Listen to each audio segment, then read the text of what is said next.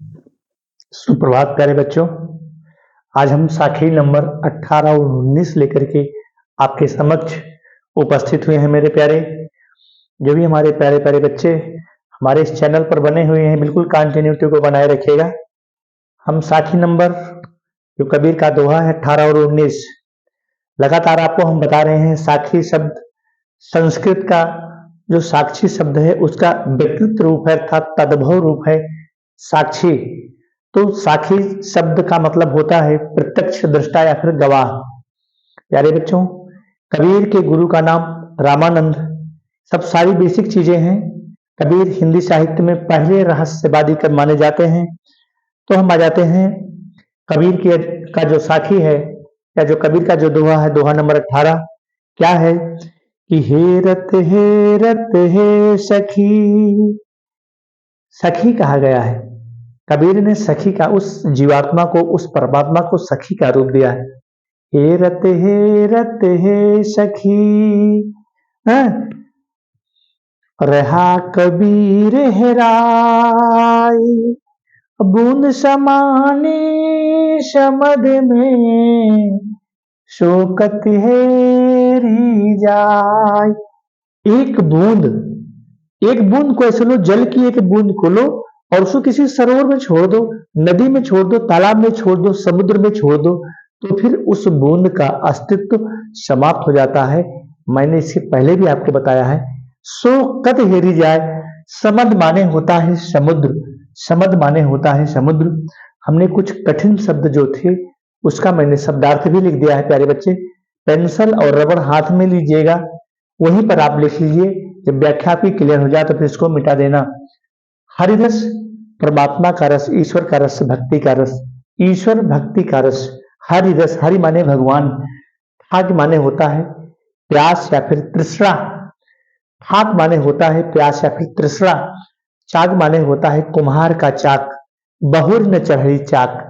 हेरत हेरत खोजते खोजते, कहते नहीं हेरते हेरते, अवधी भाषा में हेरत हेरत, खोजते खोजते, खोजते खोजते, खड़ी बोली हो गया। समद माने समुद्र, हेरी जाए खोजी जाए। कबीर के कहने का क्या मतलब है कि कबीर हरि रस यों पिया। कबीर कहना चाहते हैं कि मैंने भगवान के, ईश्वर के, परमात्मा के, उस परम ब्रह्म शक्ति के रस का इस प्रकार से रसास्वादन कर लिया है। ईश्वर भक्ति का रस क्या है? हरि रस। कबीर हरि रस यों पिया। कबीर कह रहे हैं, कबीर के कहने का तात्पर्य है कि मैंने उस ईश्वर के, उस परमात्मा के, उस निराकार रूप के भक्ति को इस प्रकार से मैंने ग्रहण कर लिया है, उसका इस प्रकार से मैंने रसास्वादन कर लिया है, रस का आनंद प्राप्त कर लिया है। क्या कि बाकी रह न था, अब हमारे अंदर कोई तृष्णा, कोई प्यास बाकी ही नहीं है, अवशेष ही नहीं है। कहने का मतलब है जिस प्रकार से एक बूंद जब समुद्र में उसको डाल दिया जाता है तो उस बूंद का अस्तित्व समाप्त हो जाता है, वही यहाँ कबीर के कहने का तात्पर्य है कि मैंने हरि रस, भगवान के रस का, भगवान ईश्वर के भक्ति रस का, ईश्वर के आनंद स्वरूप का, ईश्वर के आनंद स्वरूप, ईश्वर के आनंद स्वरूप आनंद का, रसानुभूति का, रसानुभूति का मतलब होता है रस की अनुभूति को प्राप्त करना, रस की अनुभूति को प्राप्त करना। तो भगवान के रस की अनुभूति को कबीरदास ने इस प्रकार से प्राप्त कर लिया है कि अब उनके अंतस्थल में, उनके हृदय में कोई तृष्णा, कोई प्यास बाकी ही नहीं है, कोई प्यास बाकी नहीं है। किस प्रकार से? जिस प्रकार से पाका कलश कुम्हार का, पाका माने होता है पक जाना, पक्का हो जाना। जिस प्रकार से कुम्हार जब मिट्टी के बर्तन को बनाता है तो उस समय जब चाक पर से उतारता है मेरे प्यारे तो कच्चा होता है, फिर बाद में उसको पकाता है। तो पाका कलश कुम्हार का, जिस प्रकार से पका हुआ बर्तन दोबारा चाक पर नहीं चढ़ता, दोबारा उस चाक पर नहीं चढ़ता, पका हुआ कुम्हार का बर्तन दोबारा चाक पर चढ़ाया नहीं जा सकता है।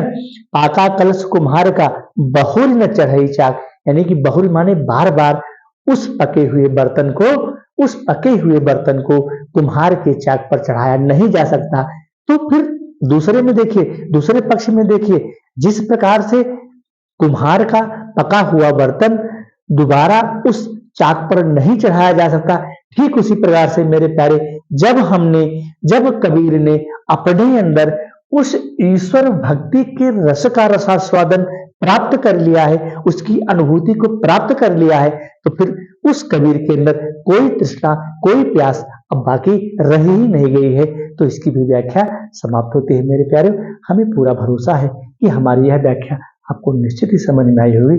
शांति रस है, यहाँ पर ईश्वर की महत्ता का वर्णन किया गया है, शिष्य और ईश्वर के अगाध प्रेम का वर्णन किया गया है। पंचमेल सदुक्कड़ी भाषा है। ठीक है, और अगला है हमारा हेरत हेरत हे सखी रहा कबीर हेराय। अच्छा हाँ, ये तो हमने आपको पढ़ा ही दिया। नीचे का है, क्या है नीचे का? हाँ कबीर, हाँ इसी को पढ़ाना है मेरे प्यारे। हेरत हे सखी रहा कबीर हेराय, बूंद समानी समद शोकत हेरी जाय। समद माने होता है समुद्र। हेरत हेरत हे सखी, हेरत हेरत खोजते खोजते, कबीर के कहने का मतलब है हेरत हेरत, हेरत हेरत खोजते खोजते। कबीर के कहने का तात्पर्य प्यारे बच्चों, हे सखी, सखी मतलब परमात्मा, ईश्वर, जीवात्मा, उस परमात्मा का नाम सखी यहाँ पर कहा है? कबीर हरि रस यो पिया, ऊपर वाले का, कबीर ने परमात्मा के, ईश्वर के भक्ति रस को इस प्रकार से रसास्वादन किया कि अब उनकी कोई प्यास बाकी नहीं रह गई है।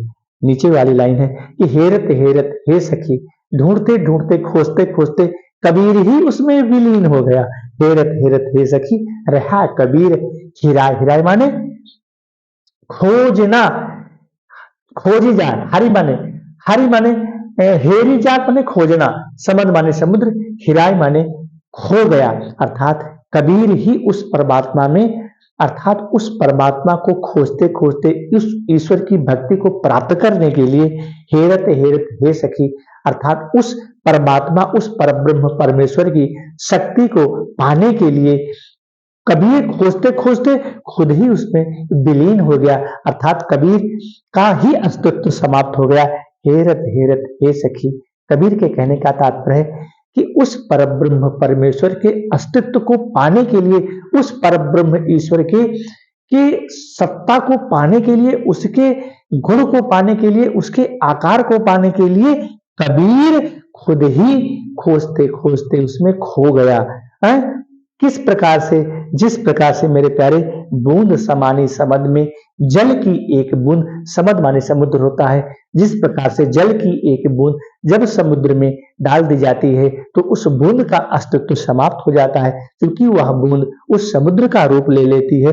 सो कत हेरी जाए, फिर उस बूंद को आप दोबारा नहीं ढूंढ सकते हैं।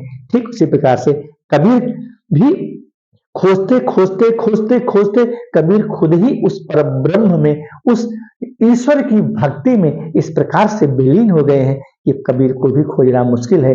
उसी प्रकार से नीचे यहाँ एग्जाम्पल दिया गया है, जिस प्रकार से बूंद समानी शब्द में एक जल की बूंद जब समुद्र में समाहित होती है, जब वह जल की बूंद जब समुद्र में गिरती है तो फिर उस बूंद का अस्तित्व समाप्त हो जाता है और वह समुद्र में विलीन हो जाती है। ठीक उसी प्रकार से जब प्रभु की सत्ता को पाने के लिए, प्रभु की भक्ति को पाने के लिए, परमात्मा के उस आनंद स्वरूप रसास्वादक को पाने के लिए कबीर खुद ही उसमें विलीन हो गया। तो मेरे प्यारे, हमें पूरा भरोसा, हमें पूरा विश्वास है कि आपको यह साखी भी समझ में आई होगी।